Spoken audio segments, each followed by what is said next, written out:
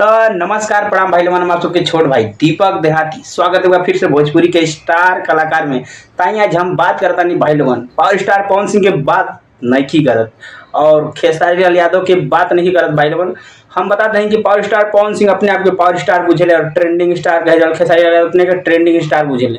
तो हम बात करते हैं भाई लोगन दोनों जन के नाम और चर्चा ई वीडियो में बिल्कुल ही नहीं है। हम बताओ नहीं भाई लोगन रोड से निकल के और आसमान तक पहुंचल एगो लेडीज के और बहुत ही बड़ी सिंगर आज के दिन बहुत ही बड़ा गाना में काम कर चुकल बाड़ी भाई लोगन। बताओ नहीं कि अभी शिवानी सिंह जैसा वीडियो आज तक ना बनी रहनी, ना अक्षरा सिंह, ना शिल्पी राज और ना खुशी कंकर और ना ऐसे आंडू पांडू कलाकार की बात ही मत करिए दोस्तों। हम बात करता नहीं भाई लोगन, इनका नाम बाटे रागिनी विश्वकर्मा।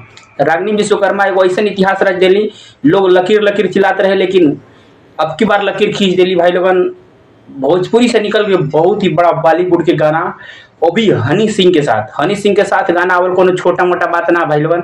और भी रैप सॉन्ग वो गाना भाई लोगन हमारे स्क्रीन पर आप लोग देखा होगा। अगर स्क्रीन पे देखला के बाद आप लोग ना एहसास होता है कि भाई लोगन भोजपुरी के गाना बा और भोजपुरी गाना में हनी सिंह अपन आवाज देके ई गाना में 4 चांद लगा डाले। वाकई में भाई लोगन ई गाना सुने लायक बार जबरदस्त। एक वीडियो तो देखला के बाद आप लोगों को यकीन ना हुई कि ई वीडियो कोनो भोजपुरी कलाकार के गाना और आवाज हुई। रागिनी विश्वकर्मा के खुद ऐसा ना लागत रहे कि रागिनी विश्वकर्मा के ई गाना में काम मिली और रागिनी विश्वकर्मा ऑटोमेटिक कॉल आता और रागिनी विश्वकर्मा रातों रात स्टार बन जाती। आज के डेट में भाई लोगन बता दें कि रागिनी विश्वकर्मा के गली गली गांव गांव चर्चा बा।